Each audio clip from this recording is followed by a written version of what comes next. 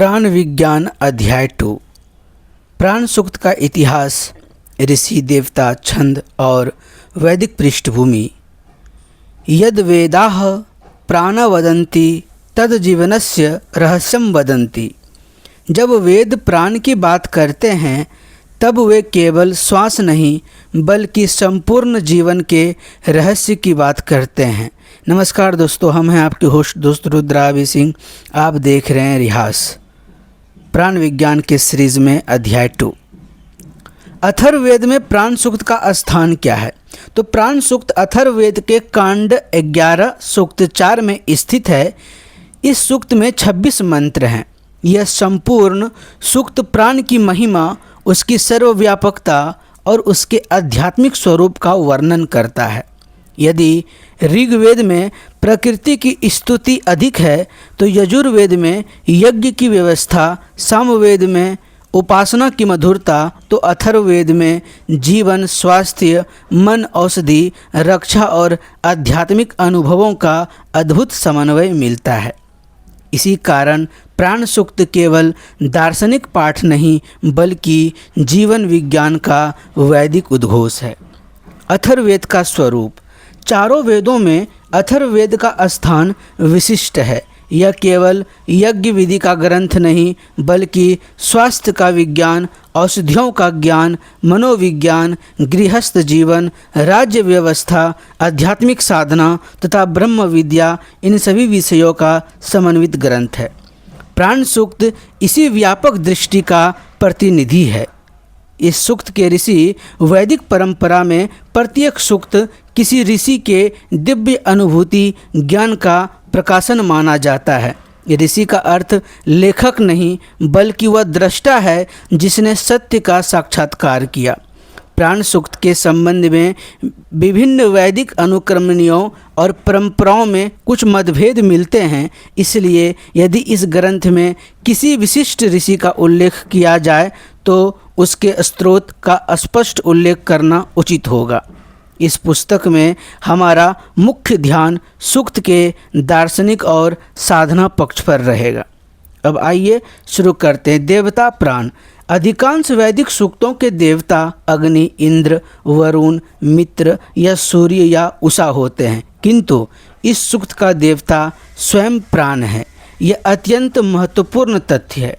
इसका अर्थ यह नहीं कि प्राण किसी अलग देवता का नाम है। यहाँ देवता का अर्थ जिस सत्य की इस सूक्त में स्तुति की जा रही है, अर्थात वह संपूर्ण सूक्त प्राण तत्व की उपासना है। इसके छंद। इस सूक्त के मंत्र विभिन्न वैदिक छंदों में रचे गए हैं। वैदिक छंद केवल काव्य की लय नहीं बल्कि ध्वनि, स्मरण और वैदिक पाठ की परंपरा का भी आधार है। वैदिक परंपरा मानती है कि मंत्र का प्रभाव केवल अर्थ से नहीं बल्कि उसके शुद्ध उच्चारण, स्वर और लय से भी जुड़ा होता है। प्राण सूक्त का उद्देश्य। यदि कोई पूछे ऋषि इस सूक्त के माध्यम से क्या कहना चाहते हैं तो उत्तर होगा, मनुष्य अपने को केवल शरीर ना समझे, वह यह जाने कि उसके भीतर जो चेतना कार्य कर रही है वही संपूर्ण ब्रह्मांड में कार्यरत है। जब साधक अपने भीतर के प्राण को पहचानता है तब वह स्वयं की प्रकृति, समाज और ब्रह्मांड से अलग नहीं अनुभव करता। यही इस सूक्त का आध्यात्मिक संदेश है। क्या यह केवल प्राणायाम का ग्रंथ है? नहीं। प्राण सूक्त में कहीं भी केवल श्वास लेने की तकनीक नहीं सिखाई गई। वह प्राणायाम का व्यावहारिक ग्रंथ नहीं बल्कि प्राण दर्शन, फिलोसफी ऑफ प्राणा का ग्रंथ है। योग शास्त्र बाद में इस दार्शनिक आधार पर प्राणायाम का विस्तृत साधना विधियाँ विकसित करता है। अब जानते हैं उपनिषदों में प्राण। प्रश्नोपनिषद, छांदोग्य उपनिषद और बृहदारण्य उपनिषद और कौशिकी उपनिषद में प्राण को अत्यंत महत्वपूर्ण स्थान दिया गया है।